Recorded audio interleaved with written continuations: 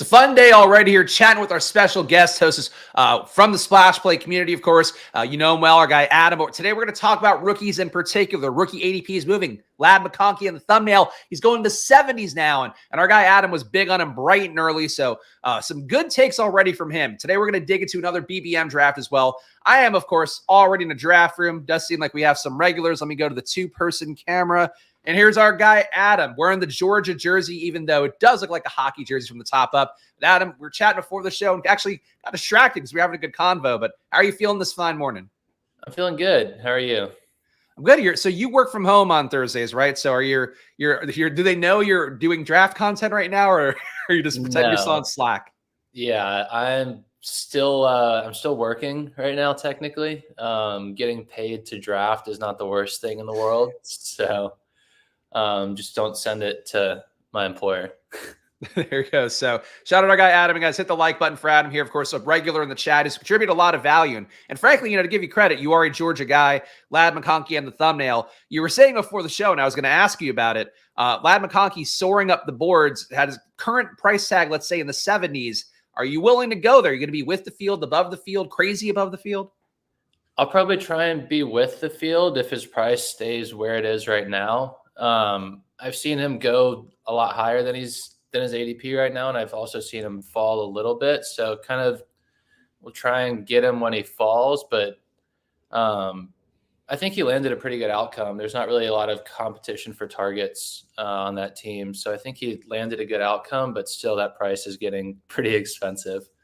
Yeah, I think that's my big concern for him. We were talking about it before the show is I think he can get targets in that offense. I think he could be getting, 5 to 7 a game, maybe even 10, in certain games. But it's the issue is are they going to just run it at the goal line? Can he even earn targets in the red zone? I think there are better outcomes in terms of being a wide open offense that I think would have exploited. If he's in the Malik Washington role in Miami, I think would have been interesting. All right, but we're on the clock here. So what's your preference? We have an Atlanta team with Bijan Robinson. We have Puka. We could reach up for a Harrison or something. AJ Brown's there. Who do you like? I normally don't go Bijan, but it's not a bad price for him. I'm still probably either Bijan or Puka, whatever you. All right, you know what? You are a Georgia man, even though Bijan obviously played at Texas, but I feel like he's there. So we'll start with the theme. We'll go with Bijan Robinson, and I'm with you. I don't get a lot of him, but I like the bet on Atlanta overall. And really for Bijan, for Pitts, for London, their bets get easier because now if Kirk Cousins does suffer from being old or the Achilles recovery, these guys are still going to be good because Penix can go out there and do some facsimile. Yeah, and I think the other thing with Bijan is if you look at kind of what the Rams did last year with Kyren, I know the Falcons brought over a lot of pieces of the Rams staff on offense. So I think if you could see Bijan getting that sort of volume, that'd be great. The other thing, though, is Kirk Cousins hasn't really been on a team that supported a elite running back. So kind of that dynamic is kind of interesting to think about. I would say if Bijan gives you Dalvin Cook a couple years ago kind of year, you're not mad at that, and if he has a little more juice to that as well, I think you can get there. That was one that I missed out to when I was thinking through the historicals. Dalvin did have a couple good years. He obviously fell off a cliff there and enough that they could talk themselves into Madison being a better choice. But I don't know, there was a moment there where I thought he was somebody. Yeah. And I think Bijan, you got the great draft capital that you would want. And obviously there's Algier behind him, but it's not horrible. Well, that would have been nice. Yeah, I thought we were going to get Drake London at 17. We do not. We got Devontae Adams here. Maybe not the most fun pick. We could just we could go 2 running backs if you want to live on. I was going to say we could go Adams for Adam. It could be kind of fun. Oh, okay, sure. That's a different theme, but all right. I like where your head's at. I support it. We take Devontae Adams for our guy Adam. A creative draft strategy. I think, though, unfortunately, if Drake London were there, we would have had to go Drake over the Adam correlation. I agree. Yeah, but great Adam correlation to start off the draft. So we do go with Bijan. We go Devontae. We're now not going to be RB piggies. I don't have to play the GIF. But Bijan at pick 8, not mad at it. I do kind of think that it's not going to happen in BBM, I would guess. But I think Breece and Bijan should be pushed behind AJ Brown and Puka, I think. Yeah, I agree. I was thinking about it with Devontae Adams the other day. I think there's a real world where he gets traded mid-year. Really?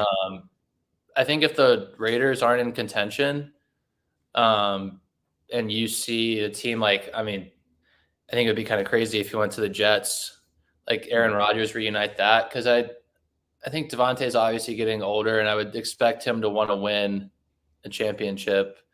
And so I wouldn't be surprised if towards the end of the season there were rumors. I mean, there were even rumors this past year, weren't there? Yeah, there were briefly there, I think, but then he said he was, willing to stay. And then Antonio Pierce kind of initially didn't get in the ball, but then went out of his way to get in the ball. And he did stump for Pierce to keep the job. So I think that's a decent connection there. The trade rumors, though, the Steelers were apparently asking about him. Yeah, Mo just posted that in chat. Steelers want him. The Steelers had inquired about him. I don't know how the inquiry went, but Steelers were chasing down anybody potentially. I think they'd also asked about Sutton. They'd also asked about Ayuk famously. But Yeah. I think Adams, I can see what you're saying. I guess it just depends if the team is good with Antonio Pierce again. If they're good again, I think he stays and he doesn't rock the boat. But if they're bad, that's where things could get ugly. Yeah, I agree. And I think there's a situation where they are bad. I mean, I think they definitely made improvements on offense at bringing in Brock Bowers, but it was a little bit of a weird move, I thought. But I guess if you're thinking best player available, I think that's, where you go. So I guess that's another guy too. Brock's ADP coming down a little bit, it seems, so far. And people, I think, concerned about the Michael Mayer part, even though Mayer's definitely the one suffering ADP-wise, seeing him regularly go in the 200s now in these rooms. But how do you feel about Bowers' landing spot? Because obviously another Georgia guy. You are a Georgia guy wearing your Georgia jersey. But are you bullish on him at his ADP? Like, do you think he can salvage? Because certainly both outcomes you can make a case for. Yeah, I think when I was thinking about it before the draft, the Raiders weren't even a team I was really considering him going to, just with already having Mayer and invested in him last year. But I still think Bowers is good enough to earn targets and make the most out of his targets, because his targets won't be super quarterback dependent. He does not a Kyle Pitts like tight end where it's downfield. You need the quarterback to be able to get him the ball down the field. With Bowers, it's a lot of around the line of scrimmage and middle of the field stuff. So I think that allows him to still have a good ceiling, and I'll still probably take him a lot when he falls and even at his price, but I kind of want to see where he settles out. Yeah, I think that's reasonable. I think there's opportunity for him no matter what to get some touchdown equity, just because Devontae Adams is going to take a good amount of attention away in the red zone. Even Jacoby Myers, put up some decent touchdown days.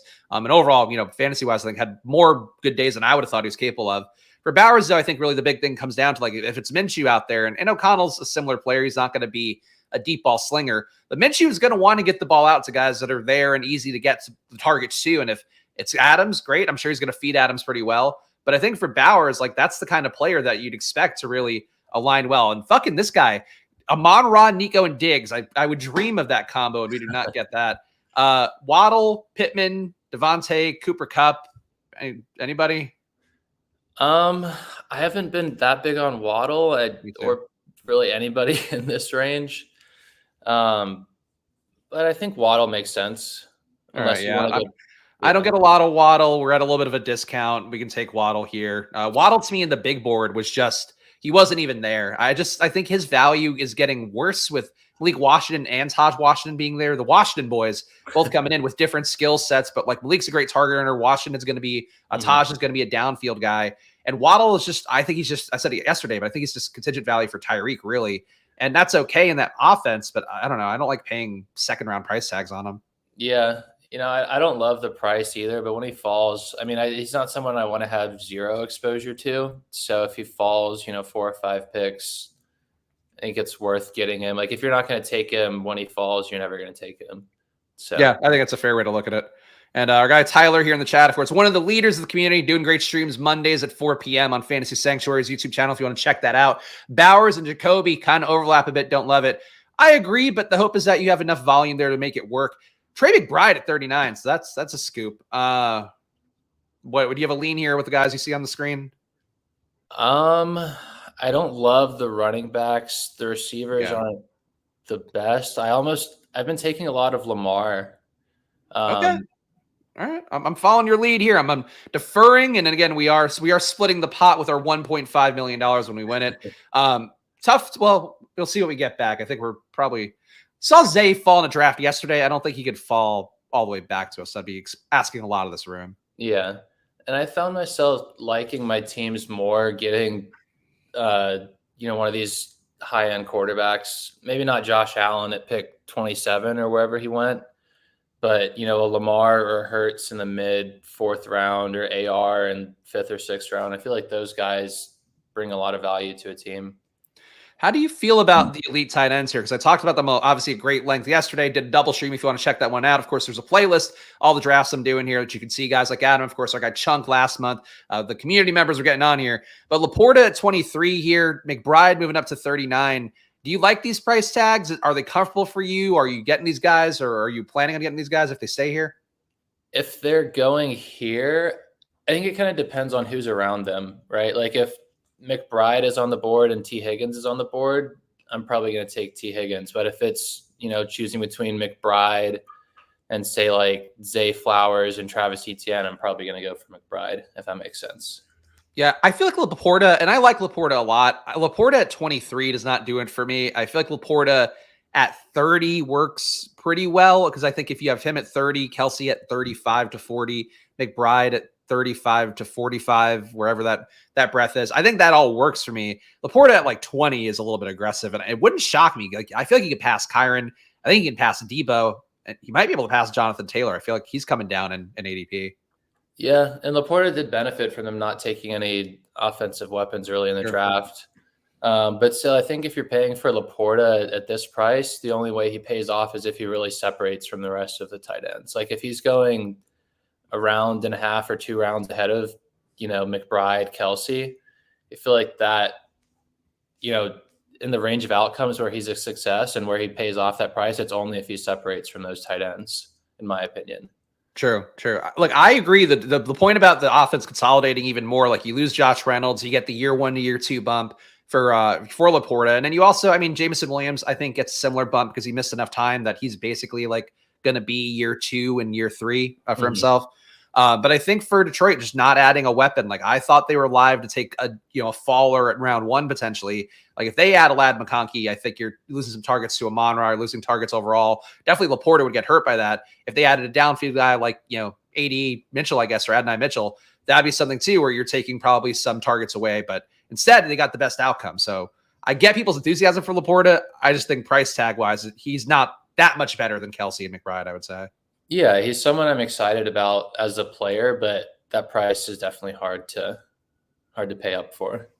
And this guy who gets the gem of things falling to him has to prevent us from getting something nice falling to us with old Mark Andrews. So we have Rachaad White, who I do not want to take. Pacheco, I'm okay with.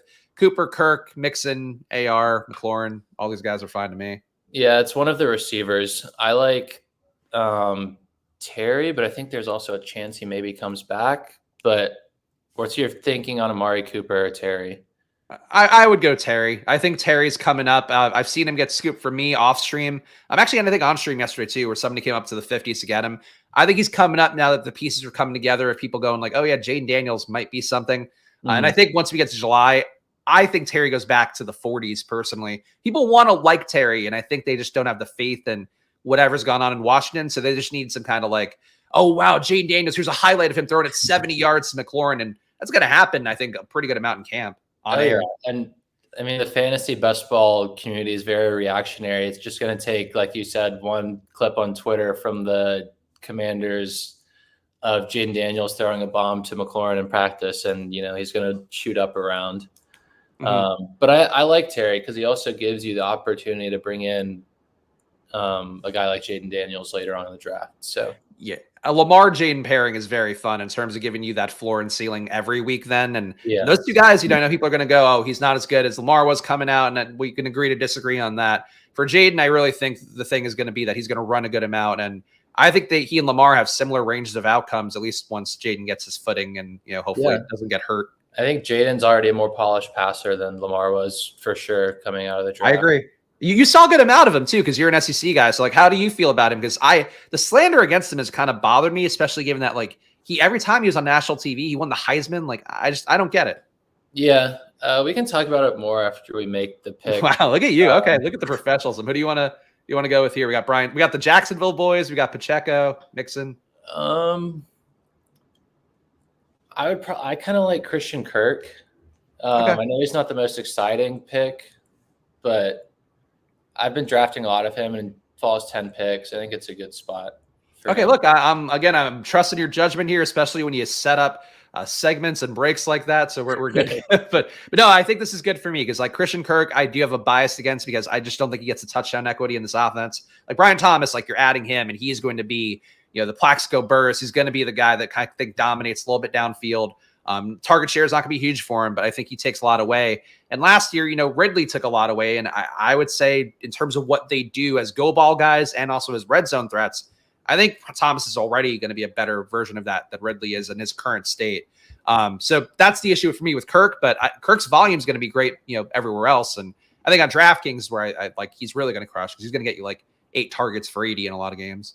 Oh yeah. Yeah. I think he definitely is probably better in PPR, but I still think that, with a guy like Waddle also on the team, Waddle kind of also has a low floor. And I think bringing in someone like Christian Kirk, who's got a higher floor, is also kind of like roster construction wise makes sense. An interesting point here by Raise It about the if you have CMC, you're not getting Laporta in the 4th round. So no issues here taking him in the 2nd or 3rd. CMC Laporta could be somewhat unique. Yeah, I guess that makes sense. And that is a thing where Travioli lined it up with McCaffrey. So to his credit, that might have been a unique thing to put together. Though I feel like, Laporta's not coming back here. But people take Laporta enough at 24, 25. I don't know how unique you're actually getting with McCaffrey and Laporta at 2 and 23. Yeah, I think it's actually something that I've thought about because I feel like a lot of times when you take CMC, you're also going 2 wide receivers at the next turn just so you don't set yourself back too much. And Laporta, it's not like you're reaching that much for him. Like he could outscore a lot of the guys that are going in that 2-3 turn range. So it's not out of the realm of possibilities. Yeah, I think with Kyren Williams coming down a little bit more, I think that Kyron's going to be the kind of guy, and Achane too. Like these are guys to me that if a casual drafter's in the 1 hole, they're going to be so tempted to take another one because they're going to be like, oh, this guy was so great and like season long last year. And it doesn't mean like I like Kyren, Achane too. Like those are 2 guys to me that I don't hate the idea of doing that build, but you really have to stick receiver. Point being for me is like I think they're really casual temptations, and the 101 to me is like it entices you into the chalk build the most because you're starting with McCaffrey. So I think it kind of leads into people's inclinations, and that makes them want to go Kyren, Achane, Kyren Laporta, Achane Laporta. I think that'll be a more common start, at least until ADPs maybe go even higher. Yeah. We're lower for the running backs. Like Achane and Kyren are going the wrong way. Yeah. What did you make of the Dolphins bringing in Jalen Wright? I think that's one that I would prefer to not play the Jalen Wright outcome until we get to camp. I think it is still an Achane and Mostert backfield, and I would guess closer to 50-50 at least to start the year. Jalen Wright could win out, but he is coming from like a gimmicky offense. And one you saw at Tennessee where we're talking like 4 down linemen spread apart kind of thing, like nothing that he's running against that was difficult at all. So I think for him, like, Miami did well with Achane, but Achane was a 20 touch back at A&M. For Jalen Wright, playing against legit teams, Jalen Wright, I don't think did anything impressive besides be fast. So just depends on the usage, and you're not going to know till camp. Yeah, I think with Jalen Wright, he did get a lot of light boxes, but he's also really explosive when he got the light boxes. And kind of with Achane, once he saw a lot more carries, his efficiency dropped a lot. I was looking at it the other day. But let's see. You're on the clock here. We got Deontay. We have Hopkins.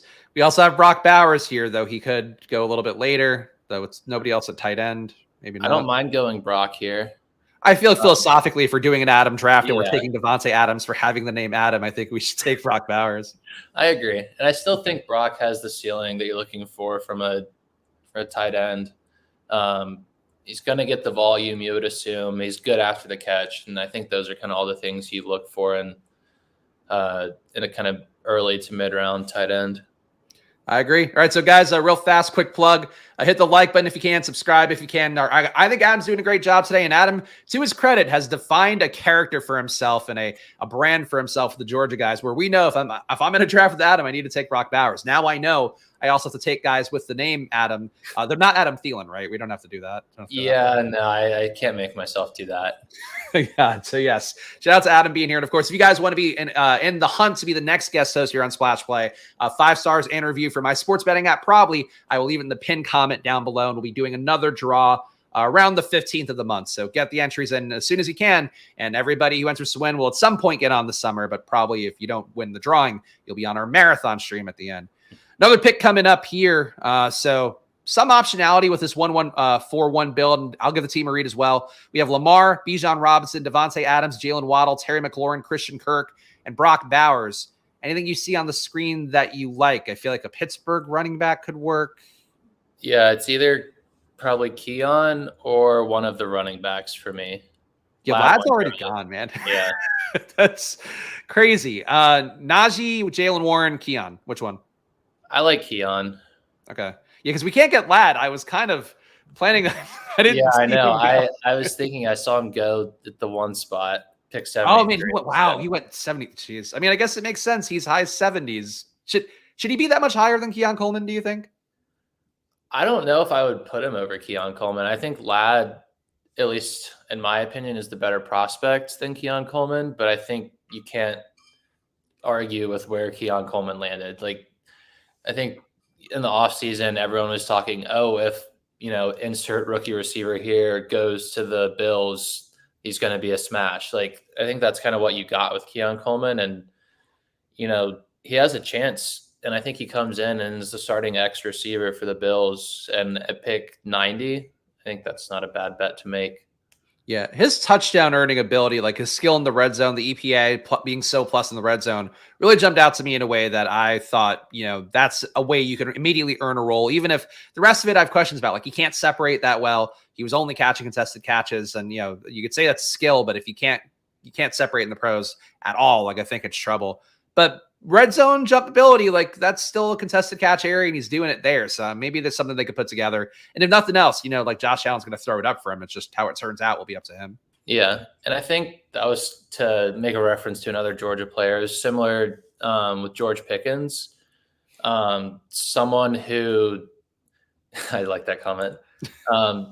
Someone who are we talking about? Oh, Pickens, how he may not separate great, but he's really good at making the contested catches. I think Pickens last year or the year before was second to last in separation, but had the highest contested catch rate in the NFL. So, if you're going to not separate, you better be good at making contested catches. So, obviously you wish that they would separate, but not everyone's Marvin Harrison Jr. So.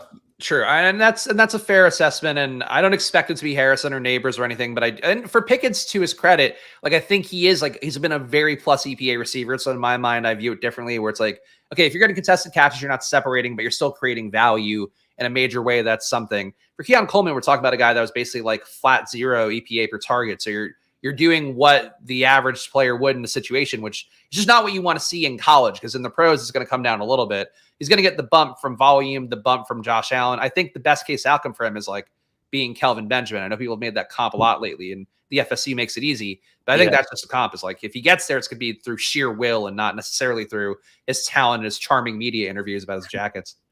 Yeah, although he did kind of rub me the wrong way with some of his comments he just made about Georgia. I don't know if you saw those. I did not. Basically saying that the FSU Georgia game didn't matter to them and him. So, those dicks. All right, so we have AD Mitchell. We really need to get running back, I would say here. Yeah. I feel like Javonte coming down. We got the Washington bet. I think this is a bet I make a lot. Would you be down for Brian Robinson Jr.? Definitely. Or Eckler? I think Brian Robinson should be higher than Eckler.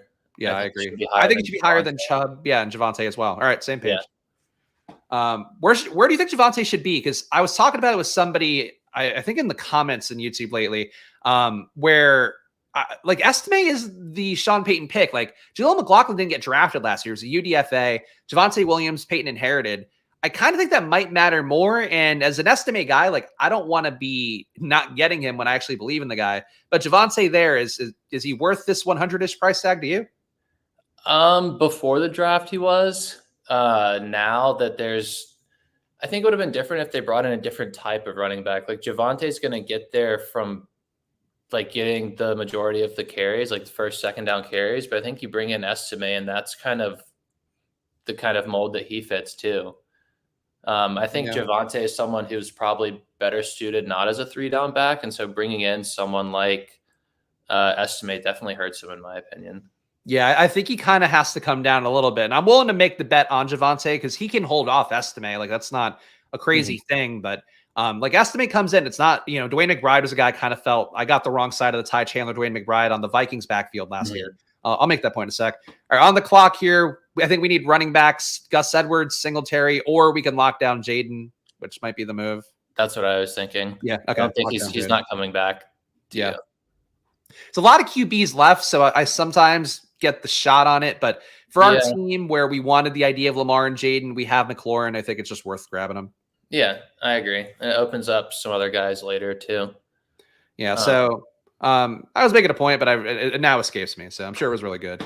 How are you feeling about the team so far? I'll give it a read, but we have Lamar, Jayden Daniels at QB, Brian Robinson Jr. and two Robinson, Bijan and Brian Robinson at running back. Wide receiver, we have Devontae Adams because Adam is on the stream, Jalen Waddle, Terry McLaurin, Christian Kirk, Keon Coleman, Brock Bowers. I like it. How do you feel about it? I really like it. I think pretty balanced all the way around. If you're going to take Bijan round 1, I think you should probably wait a little bit to take your next running back. And Brian Robinson is a perfect second running back to me for this sort of build. I would have liked maybe Trey Benson if he would have fallen one more pick to us. I think Trey Benson's someone that got a good outcome from the draft. They trusted Connor so much, though. Like the usage for him, it was good, and he was good last year. I know another year of age is not good, and I think Benson can win the pass game role. But if he can't pass block, I think that could be a real risk point for him. Yeah, and I think the other thing, like you're saying, Connor's definitely. I mean, like everyone, it's a year older for Connor, and he's missed a lot of games the last couple of years. And I wouldn't be surprised if Connor misses a couple games and Trey Benson comes in and does play really well, like I would expect him to, that he could kind of carve out more of a role for himself than people might be expecting. There's some hot takes from our guy Artillery Frost in the chat. So Leo McLaughlin was electric player on the team last year. Every time he touched the ball, but him being a UDFA is a valid point. So Leo McLaughlin is basically H-hand light. I think that's where I would go a little bit strong. But we talked about the Denver backfield briefly, but then I think that was where I was going. I think Esme could win the goal line role. That would not shock me. But I'm not as big on McLaughlin as a lot of people. Where are you with him? And I guess Denver overall. I'm not very high on McLaughlin. He's not someone I've really been making a priority to take. I think there's better options. I think especially after bringing in Estime, it makes it even more crowded. And I know he was really explosive on the touches he did get, but he didn't get a lot of touches. So I think that plus bringing in someone who can handle a lot of touches doesn't help. And they went the wrong way. Like his volume went the wrong way. They worked back to P. Ryan. They started giving him more work to Javonte. I think that to him, like he started a little bit hotter and he finished the year with, for what it's worth, 0.08 EPA per rush, a negative 0.06 EPA per pass, 21% avoided tackle rate. But the workload, his last game, he played 11 snaps. And that was a game where Javonte was still out there full go. So I think we saw the workload go the wrong way. We now have a guy that Peyton's bringing in that's, going to be a back that takes that goal line stuff that was actually fairly valuable for McLaughlin last year. I think it's a lot of not great stuff for him, but the best hope for him is he wins the pass game role, which I think could be there because they feel like they should just cut P. Ryan and let him go somewhere else. Yeah, I think if he wins that role, I think it's definitely good for him. I think bringing in Bo Nix as a quarterback that would benefit the running back in kind of the short passing game. I think I saw it somewhere. I think Bo Nix had the lowest air yards per attempt of any quarterback in this draft. Mm-hmm. So I think that helps a guy like maybe Jaleel. It also might help a guy like Mims, kind of around the line of scrimmage type plays. All right, so we have Justin Herbert. We don't need. We have Gus Edwards here. We have Zach Charbonnet. I think those guys would make sense. I think we need to shore up running back a little bit more here. Yeah, whichever one of those guys you like, I think. Let's go Gus. I feel like Gus 10 picks after ADP. I think he must be coming down because of the Kamani Vidal buzz, which I get. Kamani Vidal did not play. He played at Troy, right? He didn't play anywhere good, and he was at Troy. He did not show a lot either analytically at Troy. I'm willing to buy Kamani Vidal a little bit, but I don't think he should make Gus Edwards or Dobbins come down. He should just kind of come up alongside them as a separate bet or even a parallel bet, I guess. Yeah, I agree. And I think, if Gus Edwards wins the goal line back role, which is what he had in Baltimore, I think if you get that role out of him in the 11th round, I think you're very happy with his outcome. just from a volume standpoint, like if he gets a lot of goal line touches, they've upgraded on their offensive line. I think that's a pretty good spot for him. Yeah, the ask is really for them to get into the goal line, but that's good. Yeah. That might be tough. Yeah. Should we be taking Pearsall now? He's super cheap, just in the off case that an SF wide receiver does get traded. Wouldn't he be a 6th, 7th round in that scenario? You're right about the second part of that. I don't think one gets traded. I feel like they're digging their heels in enough, and I think they don't have any reason to force, like, Ayuk is going to play this year. He's not going to hold out for an entire year. Debo is maybe not happy about the situation. I think he's already made those innuendos on social media, but if they're coming back, like if they're bringing him back, and it does seem like that's the most likely outcome, I think you're just buying in on a guy that is the most fancy version of Jawan Jennings, if not, a fancier version of Danny Gray.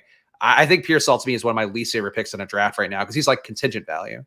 Yeah, I would like Pearsall for like a dynasty perspective. I think you've kind of seen with, guys like Higgins, guys like Ayuk holding out and requesting a trade. They're not going to get traded, I don't think. They're not going to hold out for the whole year because they need to play to earn a contract. So I would expect them to play, and then, Burton and Cincy and then Pearsall, in San Francisco provide really good options for the next year. Is kind of my opinion. So we do have our bet on Jayden Daniels here. Obviously, I like Troy Franklin. I think Dotson would make sense here. We also could take Rico Dowdle, Jalen Wright to shore up at running back. What do you prefer? I probably like one of the receivers, either Franklin or Dotson. I think I like Franklin better in a vacuum, but I don't know about with Dotson on the – I'd probably go Franklin still. All right. Hey, if you're going to go Franklin, you don't have to twist my arm here. Troy Franklin, got a little bet on Denver. So the team so far, we've got Lamar, Jayden Daniels, really dynamic duo that I like a lot. Bijan Robinson, Brian Robinson Jr., Gus Edwards at running back. So we need at least one more running back there. Devontae Adams, Jalen Waddle, Terry McLaurin, Christian Kirk, Keon Coleman, Troy Franklin, Brock Bowers. And I think we know who we're live for at tight end perhaps later on. We'll see what else we do. Hint, hint, wink, wink. Yeah. I actually dropped a video in the Discord today, in the public Discord. So if you are in Pizza Deposit Kingdom Discord, you can check it out there. But dropped a video of Ben Sinnott because it came up my algorithm. It was some guy who like researched Ben Sinnott's like past or whatever and like all his stops and talked about him. He initially was like a running back in high school and then bulked up to be able to move to be like the H-back / tight end to Kansas State. And then still to bulk up more and learn the offense more and how to do that. And wasn't really good until like his, I think, second year, or it's like his sophomore year, redshirt sophomore year. But for him, like he apparently like was dieting like a madman, doing fitness like a madman to try to get himself going. And I think those are traits that you don't know about every guy. And you have to assume a lot of guys are like that. But having that LeBron level hyper focus on your body at a young age, I feel like that didn't make me feel bad about my Ben Sinnott love, I would say. To talk about Ben Sinnott for the 100th stream in a row. Yeah, I agree. And I think, obviously it's with this era of football, everyone's a great athlete. Sure. So I think obviously there's some people that are great athletes and some people that are really good athletes, and you want the great ones. But it's nice to see some sort of versatility, someone with experience as a running back or an H-back and then playing tight end like that, those skills translate over well. Like if you can get the ball in the hands of someone who has experience as a runner like that, I think that's valuable. And it was something too that I think Corain had done research on. Of course, Pat Corain, Legendary Upside. Check out the site if you want some different rankings out there that are definitely designed to be actionable and Underdog. I think he talked about like one of the most important things was like tight ends being on the field for like play action plays and being able to block enough to stay on the field. And they've talked enough about Ben Sinnott's ability to block and his ability to move around. So I think he's really an interesting player to me that is getting the public steam a little bit now. But I think maybe by the summer, if he keeps getting the steam and if he's working with the first team in July, I feel like he could get to can he get past Goddard maybe with people's rookie love? I think you take a big leap. So I'm buying now. And obviously I've been in the bag since January. Yeah. I think that was someone that you kind of put me on. Like I started taking a lot of him after listening to some of the stuff you said about him. Wasn't really necessarily on my radar to start the year, but definitely think that he got a good landing spot. He has to beat out Zach Ertz, but Zach Ertz is like 45 right now. So I think he's not necessarily got the most competition. So I like the spot that he landed for sure. I got Meatwad here returning. No Master Shake. Unfortunately, no Frylock. But Jayden Daniels, if you can hear us, please save us. That's what I'm hoping for. If you were to rank your rookie QBs out of the ones you're most excited to see, not necessarily who like you think is going to be the best, but who do you think you would rank in terms of like who's going to be the most fun from week 1 or some point early? I think kind of the obvious answer is Caleb. When you surround him with that much talent, I think they've done a great job in that. Didn't really do that with Fields, but I think they kind of learned their lesson that, in order for a rookie quarterback to have success, they need people to throw to. But I think from like an electric fantasy standpoint, I think Jayden Daniels is the one that, if you're talking about a single game ceiling, I think he has the highest one out of all of the rookies. I'm not as excited about Bo Nix as you are. He's not going to be a fun watch necessarily, but he's going to run the thing on time, and I think that's all we can ask. Yeah, I think people kind of give the game manager phrase a bad rap when I don't think it's necessarily a bad thing. Like, I think there's a lot of value into someone who can run an offense very efficiently. So he's not the most exciting quarterback, but he might be one of the better ones. So we have a 2-3-6-1 here. Some uncorrelated picks that could be okay. We have Chuba. We could try to really get the Chargers backfield. Do you have a lean positionally or player wise? Probably not Chuba because I think he will fall even more.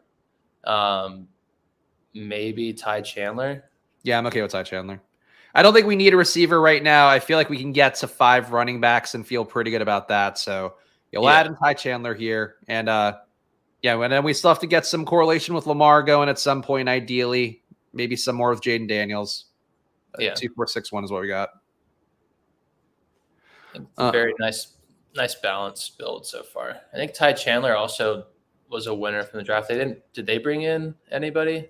No, they did not bring in anybody, at least unless there was a UDFA out there, but I really can't care about UDFAs until we're in July and you hear about them getting some real work that matters. And even then, like Deneric Prince is a 7th rounder last year, and it's like, oh, he's getting some work, but it was because there was nobody else was healthy in the backfield, and that ended up meaning nothing. Yeah. I think there's definitely that's kind of the line you have to tote in the offseason is what news do you buy into and what news do you not buy into? Because there's obviously going to be a lot of landmines, like you were saying, Deneric Prince and like Justin Ross. You get reports of them having a great camp. Well, maybe because nobody else was really active in camp, and it's just something to consider. All right, so we got another pick coming up here. 2-4-6-1 build with Lamar, Jayden Daniels at QB, Bijan Robinson, Brian Robinson Jr., Gus Edwards, Ty Chandler at running back, wide receiver, Devontae Adams, Ben Sinnott goes Alex Keaton, who watches Splash Play, you son of a bitch, Devontae Adams, Jalen Waddle, Terry McLaurin, Christian Kirk, Keon Coleman, Troy Franklin, Brock Bowers. I did not think we were going to get Sinnott scooped at 159. I thought we'd even have one more pick potentially before we had to take him. Yeah, I did too. All right. Well, what do we do now that the draft's been ruined? We could go Mims. We could go. I like Mims. We also have Franklin, so kind of another bet on Denver. Yeah, I don't know. And we don't even have to take Knicks for it if you didn't want, because like you could make the bet on Denver without taking Knicks if you have Lamar and Jayden. Yeah, I think that's kind of thing you got to consider. Like, there's no need for Knicks in this team. Fucking Alex, man. Alex is a regular in chat too. That bums me out. So, Adam, I do want to ask you though, a little bit about your background, because like you're coming in. Obviously, I think you're doing a great job both in terms of your content presentation here, as well as your knowledge of football. I think has shined through to me from the moment you started engaging here in the chat and the comments and all that. So, what's your background? How long have you been playing best ball? I guess like what makes you give you what you feel like you have an edge here? I think, so I've always played fantasy football, like growing up, like I've always just loved it. And I was always the guy in the league, probably a little bit annoying, but always the guy sending trades, like always the one that, and the internet. Yeah. Your internet's killing it. That's number one skill. Best ability is availability. Exactly. But last year was my first year, like really taking best ball seriously. And I had a good advance rate, but I had one team make the finals in like one of the smaller contests, but I just really like it. It's super fun. I've always loved football. College football has always been my thing. And then NFL, just kind of, you follow the players all throughout college, and then you end up just getting more into NFL. So I still probably like college football over NFL, but I think having watched so much college football, that kind of helps me, with like some of my player takes and just being able to watch these guys for multiple seasons rather than just seeing their data on a spreadsheet. I think that's kind of an advantage. Yeah, I think you definitely, and you showed that with just knowing, some of the speed it has. Like, he was the first guy that told me that Ladd McConkey would be incredibly fast, and he ended up being faster than Tank Dell, but we were using that as kind of the barometer.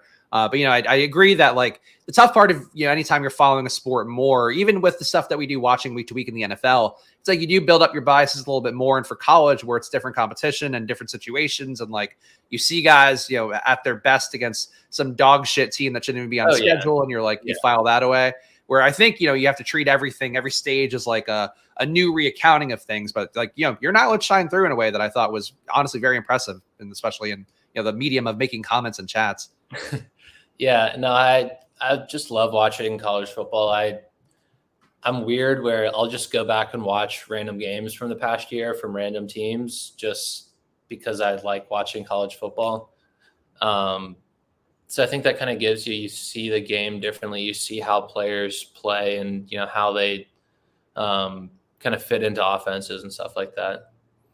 Yep, I agree. No, I think it's interesting to see. And a lot of college guys, I think this is the year where QBs, wide receivers, you're going to see, it's almost like a changing of the guard for these amount of guys coming in, where like in my list, I think there's like legit like 25 guys I would say got either a landing spot or draft capital enough at receiver to be passable. Yeah.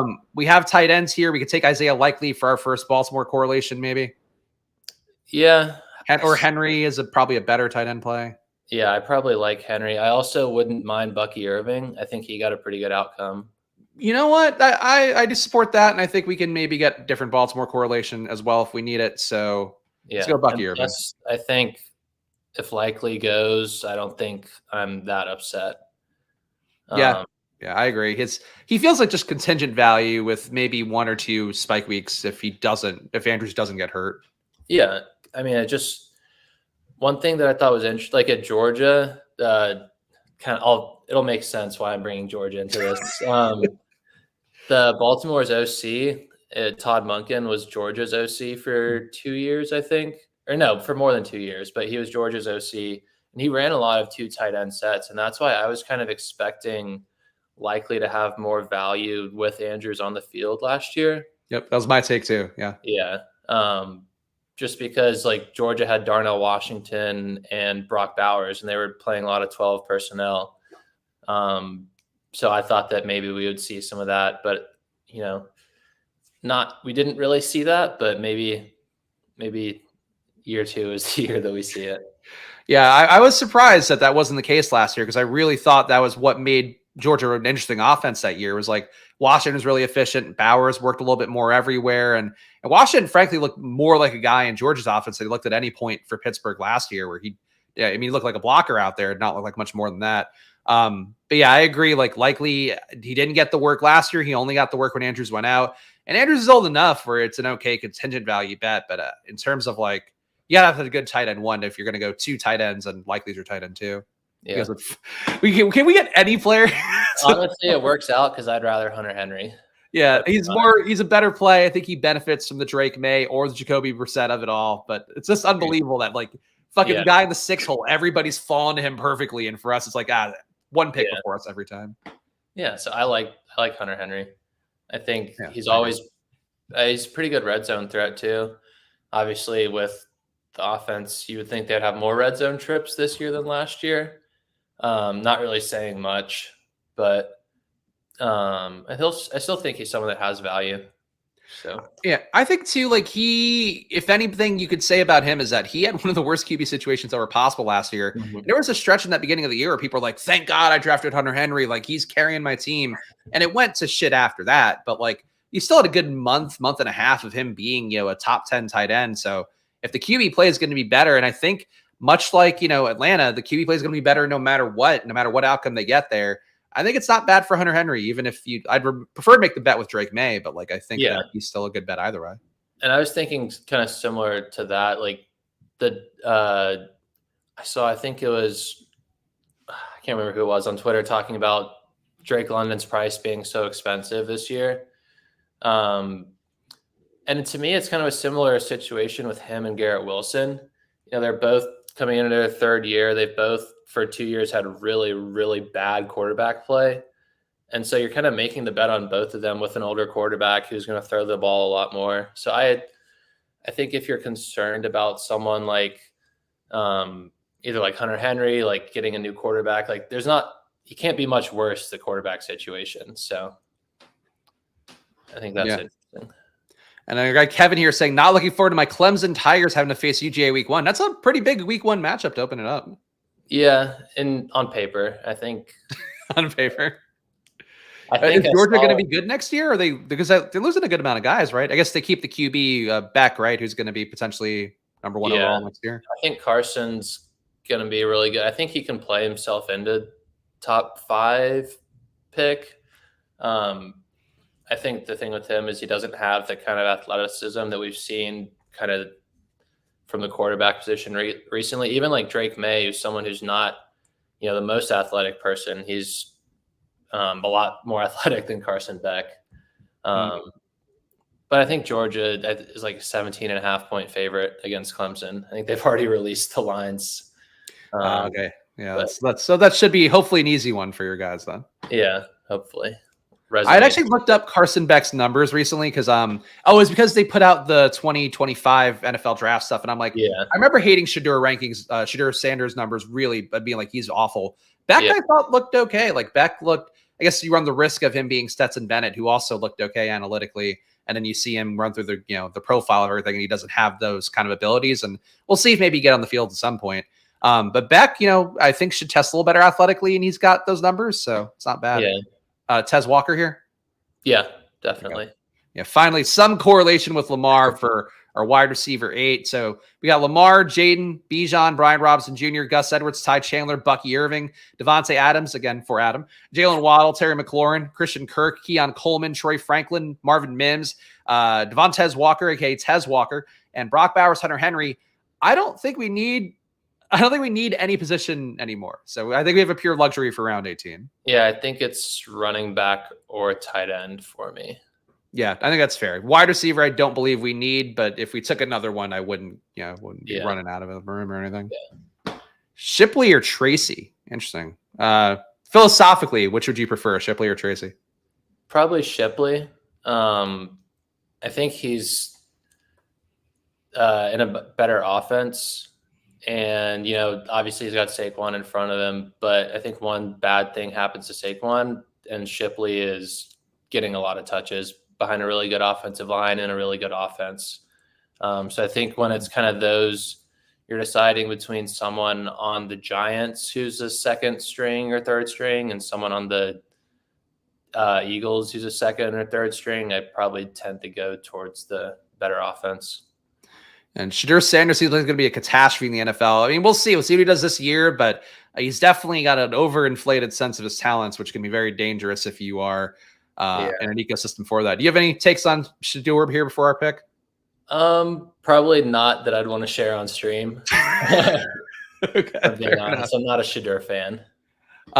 Final pick here. Bo Nix goes in front of us. Who do you want to go with? None of these running backs really do it for me. No. So it's probably a tight end and probably not Mayer with Bowers. So maybe Fant or Sanders, whichever one you prefer. I think I'm still team Fant. I want to buy more in Seattle's offense. I just can't get over how much they don't seem to like Geno Smith. Like they really have not given him positive language at all. It's like, well, we're going to keep him around, and they're bringing in Howell, and they've talked up Howell more than they have Geno. But like bringing in, and you would know college, like Ryan Grubb's offense is one of the more fun ones in football last year in terms of what they did. Like they played, NFL blitz to bomb style football, which is what you want to see for fantasy. They're going to run it more because it's a defensive head coach. But I think like Fant's live, like there's no tight ends there that are going to threaten him. Yeah, they lost, I think, Disley and Parkinson, who obviously weren't really receiving kind of prototype tight ends. But I think kind of clearing out the room, bringing in an upgrade at offensive coordinator. I think Grubbs ran a really complex offense at Washington. So I really like the potential that he gives that team. Yeah, I'm with you on it. And then people debating here about Tracy winning the job. I agree. Like he's not going to win the job. I think you need Singletary to get hurt. My guess would be Tracy's like contingent value. who maybe gets some pass down work. But he's like at best a Jaleel McLaughlin in that offense. And you don't pay Singletary that much unless you're going to give him the work, whether Singletary is good or not. Like they're going to give him the work. I think Singletary is someone who I'm going to be pretty high on this year, just from a volume perspective. Even though I don't think that offense is going to be great, I think he is the clear back that's going to get a lot of touches. I mean, this is a team that gave Saquon Barkley 40 touches in a game last year. So I have no reservations about Singletary, and especially when they want to protect themselves from QB play and also potentially want to protect themselves from Daniel Jones getting hurt. So his injury guarantee doesn't kick in if they're playing him. I think there's a lot of reasons Singletary gets touches this year. Let's give the team a final read here once this pick is made. FFB Holes, one of our guys who has joined the community, and then I now don't think he's just a troll because, Adam, you see the name FFB Holes. Like, what do you expect? Yeah, exactly. It's because his name is like something Holes. It's like Brandon Holzenhauer or something. Yeah. So do you like Bucky's landing spot? Oh, I do. I think that I saw last year just them moving away from Rachaad White enough in the pass game where they were working Chase Edmonds at a lot. They had tried Keyshawn Vaughn out.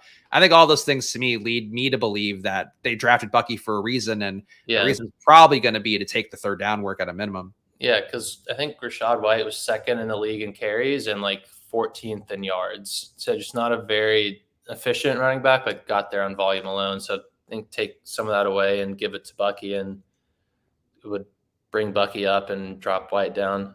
And I think too, like Baker, even though he's a downfield thrower, like I think he prefers running back targets to like slot targets. Like I think he likes to just get it out to that guy, let him make a play. And Bucky's going to make a play a lot more than Rachaad White did. And Rachaad White like made plays in the pass game last year, but I don't think it was like his own talent. He just kind of took what was there. Yeah. It's a final team read here. And Adam, I'll give you the floor if you want to talk about anything. We got an hour, so I'll give you couple minutes if you want to plug some stuff or whatever. We got Lamar Jackson, Jayden Daniels at QB, Bijan Robinson, Brian Robinson Jr., Gus Edwards, Ty Chandler, Bucky Irving at running back, wide receiver Adams, Waddle, McLaurin, Kirk, Keon Coleman, Troy Franklin, Marvin Mims, Tez Walker. I think this is a pretty loaded wide receiver room. I have my reservations about Waddle, but getting him at a discount, I think we made up well there. And then Bowers, Henry, Fant. Anything you think we could have done differently besides maybe not getting sniped on 5 different players? The only thing is maybe having a slightly better third running back. I think Brian Robinson and Bijan are pretty good 1-2 punch, but I guess I'm normally more comfortable with one more running back, but I think there wasn't really a time point that made sense to draft one. Yeah, I'm with you on that. So all right, so I'm going to give you the floor because you are a guy that has takes, you're a guy that has opinions. So first of all, I guess if you want to get any plugs out, you can, but I want to give you the floor as well to say any takes you have, any questions you want to prompt me about that maybe you haven't gotten to when you've been in chat. But plugs first. Are you doing anything? Are you doing any content or anything that you want to talk about? Not really. I'm on Twitter, but I don't really tweet. I just kind of like. Yeah, I don't know if I wanted to plug your Twitter or not. I don't know if you were a personal, like, seem more like personal Twitter because you have dog photo, usually personal Twitter. Yeah, I don't really do much on Twitter other than read articles and kind of follow news and stuff like that. So I don't really, the tweeting that I do is mainly just responding to random people. But no, I think pretty good team. I think it's always fun getting to talk to, I'm in the chat, but talking to you on screen is different than obviously in chat. So it's nice to kind of put a face to the name. So same here for me, especially on my end. Like you have to see my face, unfortunately, every day. But for you, it's like to see you guys, you handsome fellas, you and Chunk too, both two in a row with flowing locks coming on the stream. But any takes that you have for the year that you want to get ahead of here, because this is your shot. You can got 100 people watching, make the claim now, and people will forever remember Adam and his prognostications. Well, I already have my claim to fame is Ladd McConkey, and you nailed it. He's pick 70 now, so you fucking crushed that one. Yeah, when I was taking him in the 140s, it felt a lot better than taking him in the 70s. I'll read that chat for you, Adam. Spags is the sexiest follower, as OG1 Kenobi says. Granted, there's not a single woman in chat to be found, but I think that's still good. Feels nice, right? Yeah, definitely. I guess I don't really have any crazy takes. I think I've kind of given a lot of my big ones. Also, someone had asked earlier, you're a Dolphins fan, right? I live in Miami now. I grew up in Atlanta, though, so I'm a Falcons fan who cheers for the Dolphins. I mean, the paths don't really cross that often, so it doesn't really make sense. Maybe this year, right? Probably, honestly, Yeah. more likely on the Atlanta side than the Miami side, I would think. Yeah, I think this might be a hot take, but I actually like the Penix pick. Obviously not for this year, but I think Penix is somebody who I had probably as the QB3 in the class if I were making it. And obviously, I'm not an NFL scout, so I don't have access to all the tape and all the, interaction with the players, but I just love what Penix does. I think arm talent wise, he's hard to beat. I know there's the injury concern, and it is the one thing that was confusing is bringing in probably the most pro-ready quarterback out of the class to sit for 2 years. So that was the one part of it that was confusing, but I don't hate it. I mean, having to watch 2 seasons of Desmond Ridder and Heineke and Marcus Mariota makes you want as many quarterbacks on your roster as you possibly can. So. Especially with a team that's built like that, where they're clearly building to win now. So like you don't want to botch that if Cousins has a setback or if Cousins just gets old and gets hit again. So like I get it from that level. It's just, the team building part is tough. The not trading back, though I get why they didn't do that either. They kind of got caught in like a rock and a hard place for that approach. But apparently they were trying to trade up to 10. They were trying to get a defender at 10 and then like they couldn't get enough capital together. Yeah. And the weird thing was just with kind of how this class fell, there wasn't really a good option for them. I think the Falcons didn't really need to add a piece on offense in the first round. They needed to add a piece on defense. But at 8, there's not really any good value players on defense. So I thought that they would try and trade back with the Vikings. I thought that would have been a really good opportunity. Just because if they could get the 2 first-round picks and take 2 really good defenders, I thought that would have helped the Falcons more than Penix for this year, obviously. But, can't be – I would have been happy with Cousins and I would have been happy with Penix, but having both of them together was a little bit confusing. But yeah. The offense is locked in. I think that's really the main thing you could hope for. So locked in offense for Atlanta, hopefully a good year. And then who wins the Super Bowl, Adam? What do you think? Who wins the Super Bowl? I think this is the Bills' year. Really? Oh, after all they've done, if they emptied out their wide receiver room and brought in Curtis Samuel and Keon Coleman, you think that's what puts them over the top? Yeah, I've always loved Josh Allen. I think just what he can do for a team. I hate it for him that he's kind of never really been able to get over the hump. Same with Lamar. Like I like Lamar a lot too. But just seeing these guys, they can't get past Mahomes. It sucks because I'm already tired of seeing Mahomes win. Yeah, that's fair. I think that my hot take would be I think that Houston passes up that like Bills Cincinnati like grouping where they take like they do what everybody thought Jacksonville was gonna do. And I think they might still lose to KC. Like I kind of feel like this is the year that Houston gets the AFC title game. Texans lose to the Chiefs. Chiefs go on again, whether they win the Super Bowl or not. And like that's the thing, the mountain that Stroud has to climb. But I'm like, I think this is Houston's year. I think they go nuts on offense. They have a historical like Miami kind of year. And the defense also, like they added so many guys in the draft and in free agency. They added a corner from Georgia too. So I think I might be on board with the Texans too. Hop on the bandwagon. Yeah, that's the most fun outcome too, I think, is if you want a video game offense, if you want to get back to like Rams Chiefs a couple years ago, CJ Stroud's the pathway to that being the thing that happens. And that was one of the things like watching, obviously watching college football, you get to watch guys like Stroud and Bryce Young. Georgia played both of them in that year. And Stroud almost beat Georgia and was dominating almost until Marvin Harrison got hurt. But like Stroud was tearing apart that Georgia defense that was one of the best defenses in recent memory. So that just kind of, I think people kind of got nervous with him with obviously Ohio State's last quarterback that came out being Fields. But I think when you watch those two offenses, Fields did a lot of, he would first, second read, and they would run their offense a lot to half of a field. So he's only having to process and read half of a field, whereas CJ Stroud had that kind of next level processing ability so that he could be more NFL ready. And that's kind of, we saw it. Obviously Stroud had slightly better weapons than Fields did, but just that being able to process the game at a faster speed is something that I think is really important, especially for these young guys. And that's why, too, for me, the thing that I really, try to drive home when I do my data prep in January for the rookie stuff on stream is like, you're being a plus EPA thrower at every level is a thing. And Stroud was a plus EPA thrower at every level. Like, it's not just Justin Fields who was creating, like 5-6 deep throws a game. And that's where a lot of his yardage is coming from. It's the chunk plays in between. It's being a guy that can move the sticks over and over again. So for Stroud, like, that's there. And this year it's there for Jayden. It's there for Caleb to some extent. It's there for McCarthy to some extent. Nick's. Like, I think there's a lot of guys that can do that this year. That's why I'm excited about the class. And I think it'll be there next year with Beck. I think the Carson Beck of Georgia, I think he'll need to hit deep shots more consistently in order to, set himself up to be the first quarterback off the board. But short, intermediate, kind of semi-deep balls, he's been like one of the best quarterbacks I've watched at it, at least at Georgia, which there hasn't been a ton of great quarterbacks come through Georgia recently. So, but yeah, you're due with all the recruiting. I feel like you're due at some point to have one that's like they recruit so well everywhere except for receiver and quarterback.